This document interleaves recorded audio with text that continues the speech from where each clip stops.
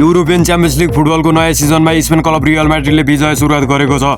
गत राति भएको लिग चरणको पहिलो खेलमा रियलले आफ्नो घरेलु मैदानमा पाहुना टोली फ्रान्सको क्लब मार्सेलेमाथि 2-1 ले जित निकालेको थियो। रियलले यो खेल जित्न निकै सङ्घर्ष गर्नु परेको थियो। रियलले गरेका 2वटै गोल पेनाल्टीमा गरेका थिए। टिमका कप्तान डानी कार्भाहाल भने 72औं मिनेटमा रातो कार्ड खाएर मैदान छाडेका थिए। पाहुना टोली मार्सेलियाले रियललाई घरेलु मैदानमा कडा चुनौती पेश गरेको थियो।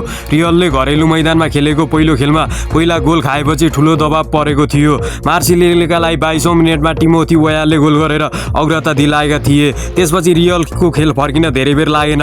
28औं मिनेटमा पाएको पेनाल्टीमा किलियन एम्बापेले गोल गरेर बराबरी बनाएका थिए। 72औं मिनेटमा रियलका डिफेन्डर कार्भाहालले विपक्षी खेलाडीको टाउकोमा धक्का हानेर लडाएपछि रेफ्रीले भेआर जाँच गरेर सोझै रातो कार्ड दिएपछि रियलमा 10 खेलाडी सीमित भएको थियो। त्यसअघि खेल सुरु भएको 4औं मिनेटमा रियलका अर्का डिफेन्डर ट्रेन्ट आर्नोल्ड घाइते भएर मैदान छाडेका थिए। त्यसपछि रियलमा दबावमा परेको थियो। खेल बराबरी नजिक पुगेको बेला 81औं मिनेटमा रियलले दोस्रो पेनाल्टी पाएको थियो। यसपटक भने एम्बापे आफैले पेनाल्टी पार गरेर टिममा 2-1 ले जित निकालेको थियो। यो खेलमा रियलले 43% बल पोजिसनमा राख्दा कुल 28 शट पार गरेकोमा 15 शट अन टार्गेट थिए। तर मार्सेलियाका गोलकिपरले रियलका सबै पार बचाएर जितका लागि रियलले दुवै पटक पेनाल्टीमा गोल गरेर सहारा लिनु परेको थियो। भविष्यको लागि परिशिक्षक र रियल म्याड्रिडले धेरै कुराहरू सोच्नु पर्नेछ।